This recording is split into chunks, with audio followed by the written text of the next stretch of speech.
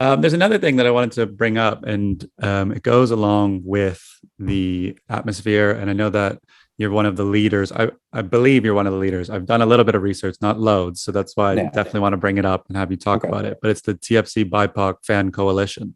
Yeah. So I watched an interview with you, and you said pretty much last year that it was like really in its infant stages, and we have a little bit of an idea of it. But for someone that is listening that has no idea about it, can you maybe just explain the start of it and how it's maybe progressed over the year? Yeah. Thanks for mentioning that. So yeah, I helped found it, and really, what it is it's a bunch of fans like myself who are racialized fans or fans of color, that want to do a couple of things. One, I think when we all sat down to chat, one of the things we identified was making BMO a safe space, for people of color to watch the game, to feel like they can support their club.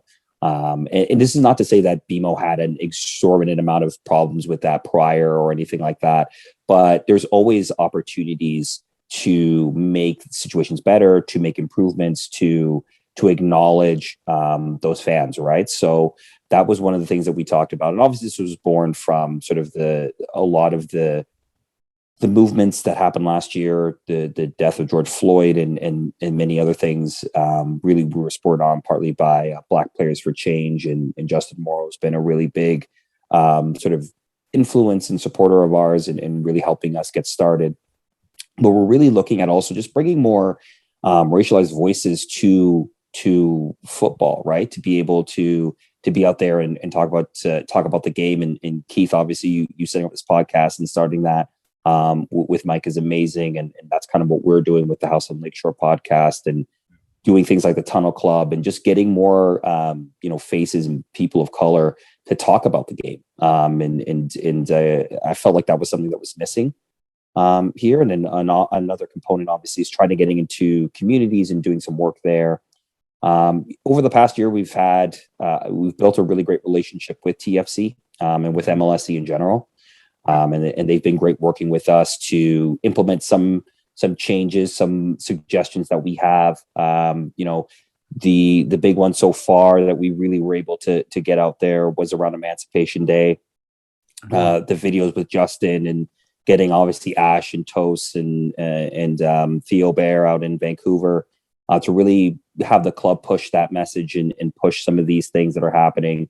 Even now with National Day for Truth and Reconciliation, really getting the club to I mean, these were things that that the club is traditionally tried to do, but now obviously amplify that voice and get that out there to the fans, and get fans to understand why it's important, and why this. One thing that we got when we started the group was you don't want politics in your sports, right? Like that's that old adage of, just kick the ball, just have, but I think there's a recognition now amongst a lot of people that, athletes have a platform to be able to express things and get things out there to a broader audience that, myself, I may not have that same capacity. Right. So obviously having the club back us is really big, and we're still looking to grow and still looking to improve and find areas where we can, where we can help. And I think that's sort of the next phase going into the off season is going to be, how can we continue to, impact change both inside the stadium and outside, whether that's through fundraisers or things like that. So more to come from the coalition, but obviously we're going to keep the podcast going. Myself, Sean Levy, are on the podcast, and we're two Black men talking about football, and I think it's important that we have more, like I said, more people of color talking about the game and bringing their sort of own life perspectives into that conversation. Amazing. Yeah, it's really good. I love that. Great. Something I think that was needed, and it's great that you guys took the initiative to get that going, especially during those tough time we had last year for everybody. So yeah, no, I was really excited when I heard about it. I was really excited that it was getting done, and seeing all the players also getting behind you guys. The club MLSC is great, so it's honestly awesome to hear. Yeah, thank you. And then at the end, we can plug your podcast, get our listeners to jump on it as well. Yeah, for sure. Yeah, that's incredible. And I think like having that conversation, like you said, using athletes like their platform to do positive things. Like I think anybody who says like, oh, don't bring politics in sport, or like tells athletes not to get involved, it's like, why not? Like, what? It's two separate things. Watch the game and enjoy that, and then do that. Like, you just. Well, I think the if last year taught us anything, is that sports are inevitably tied to what's happening in the world, right? Like you can't just look at football and say, well, okay, football has nothing to do with politics at all, right? The history of football is littered with politics being infused into the game. So from that perspective, but also I think, whether it was the beginning of the MLS's back tournament last year in the 8 minutes and 46 seconds, whether it was, the league stopping play at one point, I think there is a growing awareness that you can't just continue to treat athletes as just athletes. They're human beings. They have emotions. They live outside of the white lines of a football pitch, right? And I think that, and furthermore, it's sort of this next fight about online abuse of footballers that's happening all around the world. Right? How can you say that politics are not in football when that's happening on a match by match basis? I can't even say day by day. It's match by match basis. So from that perspective, that's why I think the fight is going on. And I think you see more footballers around the world using that platform to try to affect that change, whether it's through governments, whether it's through footballing organizations, CONCACAF, UEFA, CONMEBOL, or FIFA itself. That's where the fight is. It's the push to have those bodies recognize that change is needed, and to take these sort of issues very seriously, because it will affect the game down the road. It will affect the quality of football down the road. I think it will affect the mental health of players down the road, and that sort of erodes what we love about the game, right? If players don't longer feel safe to play the game, then I think that is inevitably a threat and a harm to the game down the road. 100%.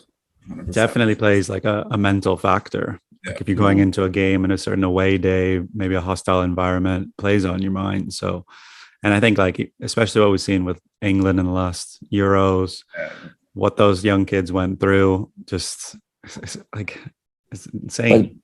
But again, like it's a testament to the way things are now. Not to say that things are perfect, but the strength, because they know people back them, right? They know there are people out there backing them, and they know that they can speak their mind. And although, you're going to get people that are always going to tell you to shut up and dribble or shut up and kick the ball, there's also other people out there that are going to tell you, you know what, you need to keep doing this because you are impacting change. Like to me, Marcus Rashford is one of the most important footballers in the world right now, not because of what he's 100%. always doing on the pitch, but the things that he is doing off the pitch, for families, for people in England and the UK right now. And are you really going to tell him to shut up and dribble? Like, no, right? Like he's making sure that kids can eat.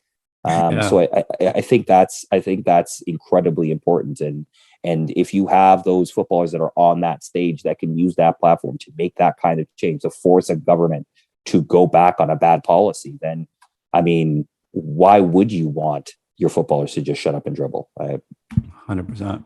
I'm at a primary school over here, and I don't know the exact percentage, but loads of my kids rely on the free school meals during like the lunchtime. And what the government were giving was just, it wasn't enough. It was honestly a joke. So like seeing at that time Rashford use his platform to do that made a massive impact on just like my little community of where my school is, and just even like the borough itself.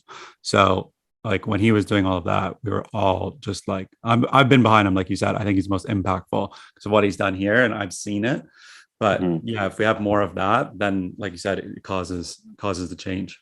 Yeah, and I'll even point, here in Canada, I'll point to D-Row and what he's doing with both with his foundation, and with his academy, and being able to get young kids from Scarborough playing the game, but also doing it in a safe manner, and helping the community push along, and some of the work that he's doing, and Rick Titus is doing with his programs as well at the grassroots level.